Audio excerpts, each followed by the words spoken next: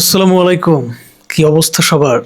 চলে এসেছে কিন্তু প্রিন্সের ভিলেন ক্যারেক্টারের অফিসিয়াল ফার্স্ট লুক পোস্টার। বন্ধুরা, ভিলেন ক্যারেক্টারটা নিয়ে একটা অ্যাকশন সিনেমায় কি লেভেলের হাইপ ক্রিয়েট হওয়ার সম্ভাবনা থাকে, একটা অ্যাকশন সিনেমায় কি লেভেলের এক্সপেকটেশন দর্শকের থাকে, আর সেখানে মেগাস্টার শাকিব খানের সিনেমা হলে তাহলে তো কথাই নাই। আর প্রিন্স সিনেমার ভিলেন ক্যারেক্টার নিয়ে অনেক বেশি আলোচনা সমালোচনা এর মধ্যে হয়েছে। আর এক্সপেকটেশনের কথা যদি বলি, দর্শকের এক্সপেকটেশন তো বিশাল ছিল। অনেকে তো বলিউডের নাম করা সব ভিলেনদেরকে মেনশন করতেছিল যে অমুক তমুক আছে বা থাকতে হবে, চাই। এই যে এক্সপেকটেশন, এইটাকে ইতিবাচক করে দেখতে হবে। আমি খুব ইতিবাচক করে দেখি। অনেকে ভাবতে পারে যে ওরে বাবা রে, সিনেমা হচ্ছে 8-10 কোটির, এক্সপেকটেশন করে এমন এমন সব ক্যারেক্টার, এমন এমন সব ভিলেনদের যাদের রেমুনারেশন 50 কোটি। অনেকেই এরকম মনোভাব রাখতে পারে, অনেকে রাখে দেখি। অনেকের কমেন্ট গুলা চেক করলে বোঝা যায়। তাদের উদ্দেশ্যে বলবো, স্বপ্নটা বড়ই দেখতে হয়। মেগাস্টার শাকিব খান হচ্ছে আমাদের বাংলা চলচ্চিত্রের রাজা। সে একটা সিনেমা করবে, এখন যদি এইটুকু এক্সপেকটেশন দর্শকের মধ্যে তৈরি না হয়, তাহলে সেটাও কিন্তু একটা খারাপ দেখায়, তাই না?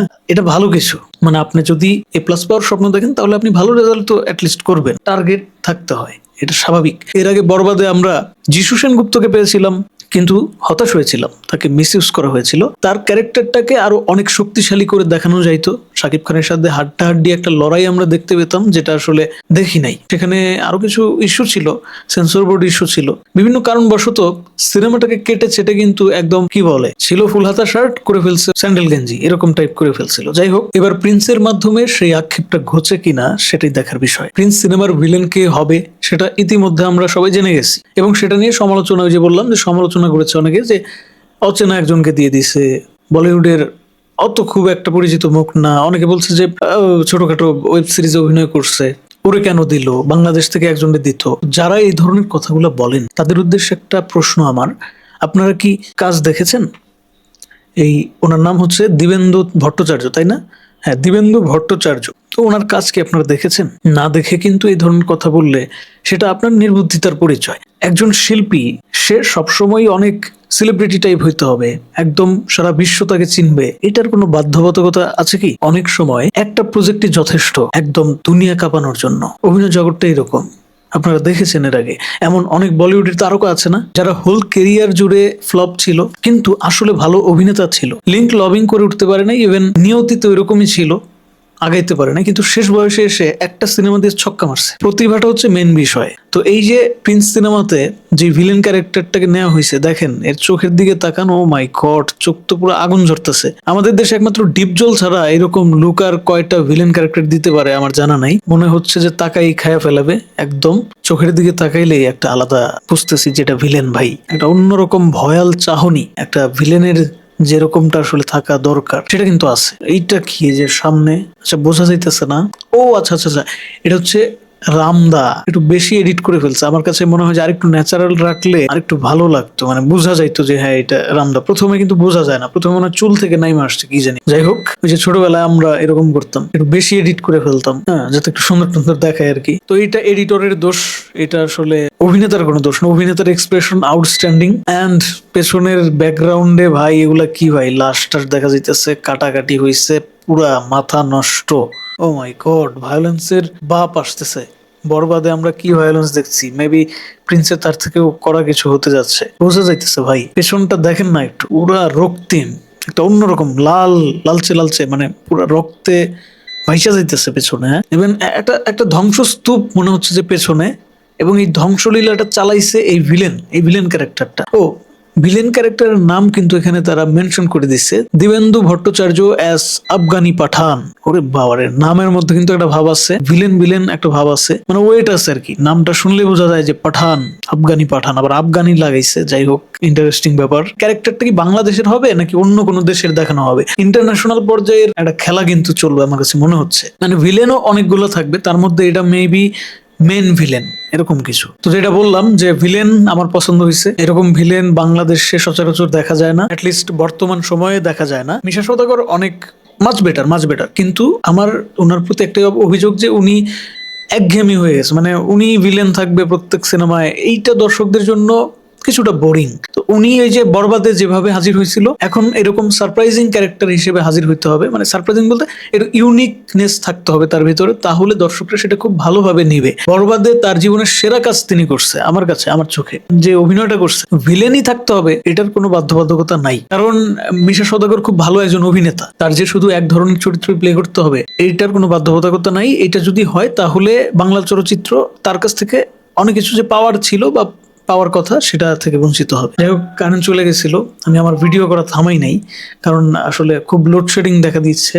মানে দেশের অবস্থা কেরাসিন, বিশ্বের অবস্থা আরো কেরাসিন। এই কেরাসিন অবস্থার মধ্যে ফিল্ম নিয়ে কথা বলতে গেলে বিলাসিতে বিলাসিতে অনুভব হয়। তো এটাও একটা সমস্যা হয়ে দাঁড়াইছে। যাই হোক বন্ধুরা, আমার কাছে ভিলেন পছন্দ হয়েছে, আপনাদের কাছে কেমন লাগছে কমেন্ট বক্স স্বাধীনতার জায়গায় কমেন্টে আপনারা জানাবেন। আরো কিছু বাকি রইলো নাকি বলার? আচ্ছা, 13 days to go, আর মাত্র 13 দিন রিমাইন্ডার দিচ্ছে, 13 দিন পরেই আসতেছে। কিন্তু আমি একটা জিনিস বুঝলাম না, মার্কেটিং এ এত কাঁচা কেন ভাই? শুধু এই সিনেমা না, এবার ঈদের প্রত্যেকটা সিনেমা, হ্যাঁ একটাই শুধু আছে যে দেশের অবস্থা ভালো না, বৈশ্বিক অবস্থা ভালো না, বিশ্বযুদ্ধের দামামা বাজতেছে চারদিকে। এই সময় আসলে ফেসবুকটা খুললে, ইউটিউবটা খুললে আমাদের চোখে শুধু এই যুদ্ধ যুদ্ধ যুদ্ধ, আমাদের একটা অস্থিরতা কাজ করে। হ্যাঁ, এখন এই সিনেমা দেখার মুডে আসলে অনেকেই নাই। কি হবে আসলে সামনে এটা আসলে বলা যাইতেছে না।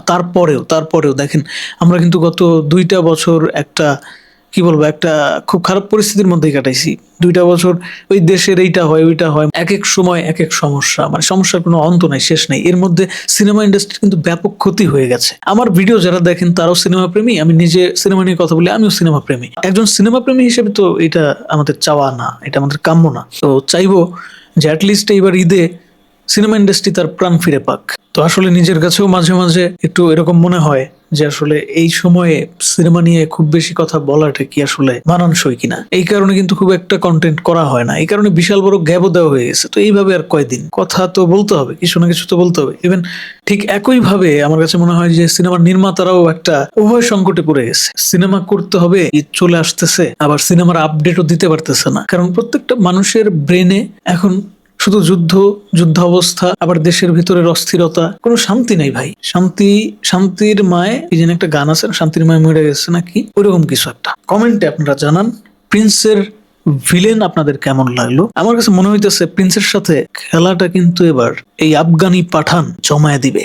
দেখেন, ভিলেন যদি শক্তিশালী না হয় তাহলে সিনেমা, যদি সেটা আবার অ্যাকশন সিনেমা হয়, সেই সিনেমা দেখার কোনো মানে হয় না। আমি এর আগে আমার অনেক ভিডিওতে, যখন আমি রেগুলার ভিডিও করতাম, অনেক তো বড় একটা গ্যাপ দিয়ে ফেলছি। আপনারা যারা আমার ভিডিও রেগুলারলি দেখেন তারা জানেন যে আমি যখন রেগুলার ভিডিও করতাম, প্রায় ভিডিওতে আমার একটাই টপিক থাকতো, বাংলাদেশের সিনেমায় ভিলেন কেন শক্তিশালী হয় না, ভিলেনের মধ্যে ইউনিক কিছু কেন থাকে না। বিশেষ করে শাকিব খানের সিনেমায় ভিলেন শক্তিশালী কেন হয় না? শাকিব খান একাই সব শেষ করে ফেলতেছে, আসতেছে একদম মাইরা শেষ করে দিতেছে, ঝুড়িয়ে দিতেছে, একটা ঘুষিও শাকিব খান খাইতেছে না। এটা তো মানানসই না, মজা আসে না। একটা অ্যাকশন সিনেমা একদম শেষ পর্যায়ে গিয়ে একটা টার্ন টুইস্টের মাধ্যমে শেষ হবে, তাই না? শুরুতেই কেন বুঝতে পারবো যে না শেষে কি হবে? তো অনেক বলতে বলতে আমরা কিছু পরিবর্তন লক্ষ্য করছি। আমরা দেখছি যে একটা সময় শুধু মিশা সওদাগরকেই ভিলেন হিসেবে দেখতাম, পরিশেষে বরবাদের মাধ্যমে একটা বিশাল পরিবর্তন দেখলাম, মিশা সওদাগরকে বাবা ক্যারেক্টারে দেখলাম। তারপরে তো তাণ্ডবের মাধ্যমে রায়হান রাফি আরো বড় ধরনের এক্সপেরিমেন্ট চালাইলো। এটা আমরা দেখলাম যে একজন সিয়াম আহমেদ, যে কিনা চকলেট বয় ক্যারেক্টার করে বেশিরভাগ সময়, ইভেন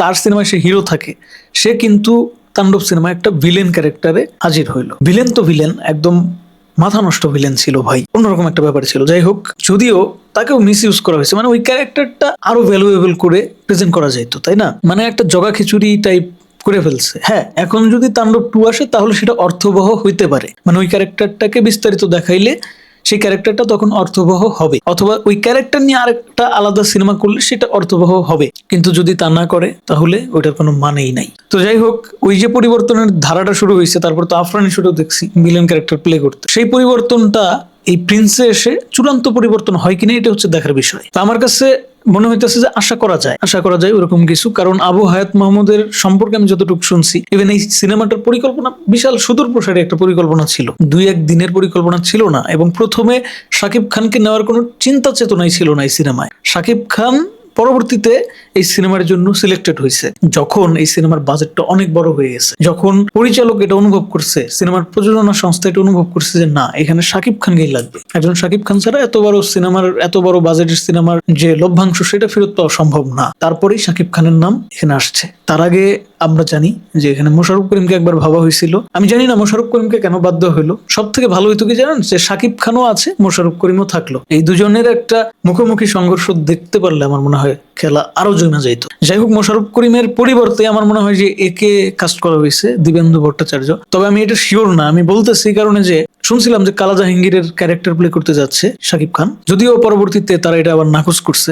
কিন্তু নাকচ করলে কি হবে, সেন্সর ইস্যুর কারণে তারা নাকচ করতে পারে, ভিতরে ভিতরে আমার মনে হয় আসলে এইটাই ঘটতে যাচ্ছে। যেহেতু 90 দশকের গল্প, সেখানে গ্যাংস্টারের ব্যাপার স্যাপার, এবং শুরুর দিকে তো এটাই ছিল, আমি কালা। মনে আছে একটা পোস্টারের কথা, পোস্টারটার মধ্যে লেখা ছিল স্পষ্ট, আমি কালা, once upon A time in Dhaka, আমি কালা। যদি সেই কালা জাহাঙ্গীরের ক্যারেক্টারই হয়ে থাকে, তাহলে তো মোশাররফ করিমের একটা অবয়ব ওইখানে লক্ষ্য করছিলাম, ওই যে একটা পোস্টার যে পাইছিলাম। তো কালা জাহাঙ্গীরের জীবনেও পিচ্চি হান্নান নামে একটা সন্ত্রাসী ছিল, যে কালা জাহাঙ্গীরের ফ্রেন্ড ছিল। তো আমরা ভেবে নিয়েছিলাম অনেকেই যে হচ্ছে পিচ্চি হান্নানের ক্যারেক্টারটা হয়তো মোশাররফ করিমকে দিয়ে করানো হইতে পারে। এখন দেখার বিষয়, মোশাররফ করিম তো নাই, এই দিবেন্দু ভট্টাচার্য উনি আসলে কোন ক্যারেক্টারটা প্লে করতেছে, তিনি কি আসলে ওই পিচ্চি হান্নানের ক্যারেক্টার প্লে করে কিনা। আবার এমনটা নাও হইতে পারে, পুরোটাই কাল্পনিক একটা কাহিনীও হইতে পারে। যেটাই হোক, শক্তিশালী ভ্যালুয়েবল একটা ক্যারেক্টার যেন হয় সেই কামনা থাকলো, এবং পোস্টার দেখে সেরকমটাই মনে হইতেছে। খুবই ভয়ানক একটা চাহনি দিছে। হাতে যে জিনিসটা আছে, এডিটিংটা আর একটু ভালো হইলে, পোস্টারের এডিটিংটা অতিরিক্ত কন্ট্রাস্ট দিয়ে ফেলছে, অতিরিক্ত স্যাচুরেটেড করে ফেলছে,